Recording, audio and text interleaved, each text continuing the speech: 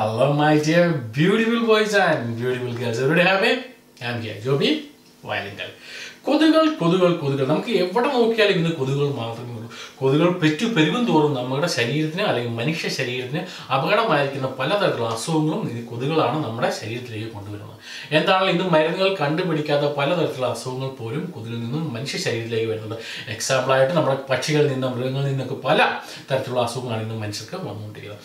സാധാരണ രീതിയിൽ കൊതുകുകളെ നമ്മൾ അവോയ്ഡ് ചെയ്യാൻ നമ്മൾ ഉപയോഗിക്കുന്ന കൊതുക് തിരികൾ കത്തിക്കാറുണ്ട്.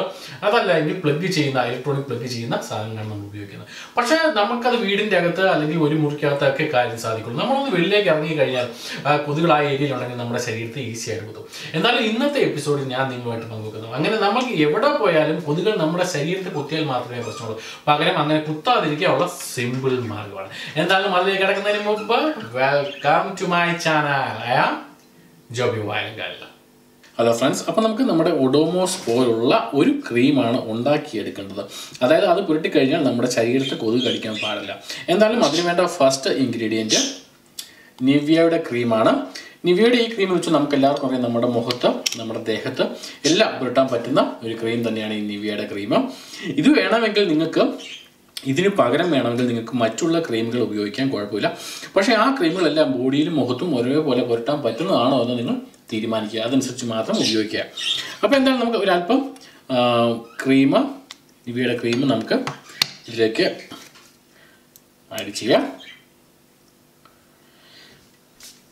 ഇനി രണ്ടാമതായിട്ട് നമുക്ക് വേണ്ടത് ആക്സ് ഓയിലാണ്. നമുക്ക് എല്ലാവർക്കും അറിയാം, ഇത് നമ്മുടെ സൂപ്പർ മാർക്കറ്റിലെ എല്ലാ കടകളിലും മെഡിക്കൽ ഷോപ്പുകളിലും ഒക്കെ മേടിക്കാൻ കിട്ടുന്നതാണ് ആക്സ് ഓയിൽ. ആക്സ് ഓയിൽ നമുക്ക് പല ആവശ്യങ്ങൾക്ക് നമ്മൾ സാധാരണ രീതിയിൽ ഉപയോഗിക്കാറുണ്ട്. നമ്മുടെ തലവേദന മാറ്റാൻ വേണ്ടി ഉപയോഗിക്കാറുണ്ട്. ഈ ആക്സ് ഓയിൽ നമുക്ക് ഇതിലേക്ക് നമ്മൾ ഇപ്പോൾ ഇവിടെ വെച്ചിരിക്കുന്ന നമ്മുടെ ഈ ഒരു ക്രീമിലേക്ക് ഒരു 2 ഡ്രോപ്സ് ആക്സ് ഓയിൽ നമുക്ക് ഇതിലേക്ക് ആഡ് ചെയ്യാം. ഓക്കെ, രണ്ട് ഡ്രോപ്സ് മാത്രം ആഡ് ചെയ്യാം. അതിനുശേഷം ഇത് ശരിക്കും ഒന്ന് മിക്സ് ചെയ്യുക, ഈ ആക്സ് ഓയിലും അതോടൊപ്പം തന്നെ നമ്മുടെ ഈ നിവ്യയുടെ ഈ ക്രീമും കൂടെ.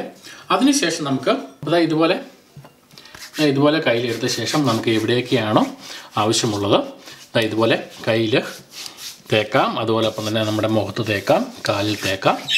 അങ്ങനെ ഇങ്ങനെ തേച്ച ശേഷം നമുക്ക് എവിടെയൊക്കെ പുറത്ത് പോയാലും ശരി ഒരു തരത്തിലുള്ള കൊതുകുകളും നമ്മുടെ കയ്യിലോ അല്ലെങ്കിൽ നമ്മുടെ കാലിലോ ഇത് തേച്ചിരിക്കുന്ന ഒരു പോർഷനും നമ്മുടെ കുത്തില്ല. പിന്നെ ഒരു കാര്യം പ്രത്യേകം നിങ്ങൾ ശ്രദ്ധിക്കുക, നമുക്ക് ആവശ്യമുള്ള സമയത്ത് മാത്രം ഇതുപോലെ ഉണ്ടാക്കുക.